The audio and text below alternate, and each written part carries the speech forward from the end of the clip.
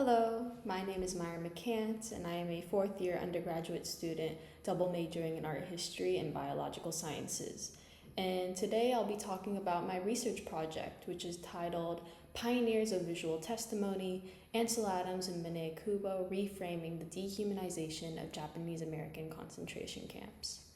Looking back in 1943, the US government first produced a film titled Japanese Relocation. With sweeping shots of critical areas, the government explains that due to the high concentration of Japanese Americans near this location on the West Coast, a mass evacuation to the interior of the country is required in order to ensure the safety of the nation. The Army provided housing and food for these so-called pioneer communities, and the film goes on to explain how the Japanese Americans peacefully settled into their new lives on these public lands. But the big question I had was, how can we unpack the various types of documentation that were made during World War II to reveal the historical truth of these Japanese American concentration camps?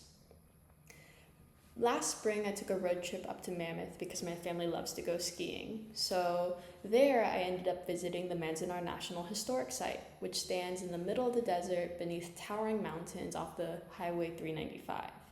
And as I entered the gift shop, I found myself drawn to Ansel Adams' Born Free and Equal, a controversial photographic essay featuring portraits and interviews of the various Japanese American incarcerees at Manzanar.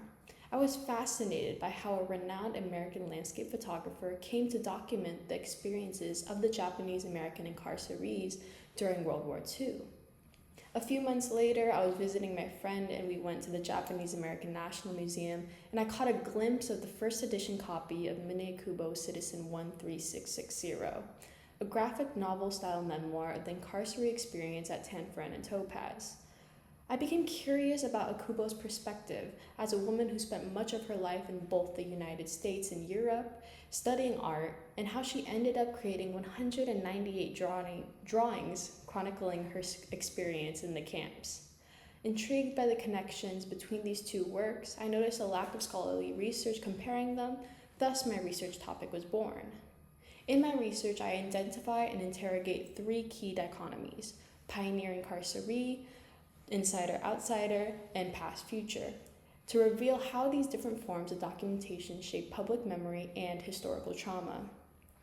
I argue in my research paper that these two artists often interchange their roles as insiders and outsiders, and by doing so, they transform their documentation into visual testimonies that challenge both the dehumanizing effects of incarceration and the government's patronizing narrative of humanizing the Japanese Americans as pioneers. Through a comparative analytical framework and by utilizing the Mine Kubo archives at the Japanese American National Museum, my research aims to broaden our understanding of the cultural and psychological impact of wartime incarceration and its ongoing legacy in American history. Thank you.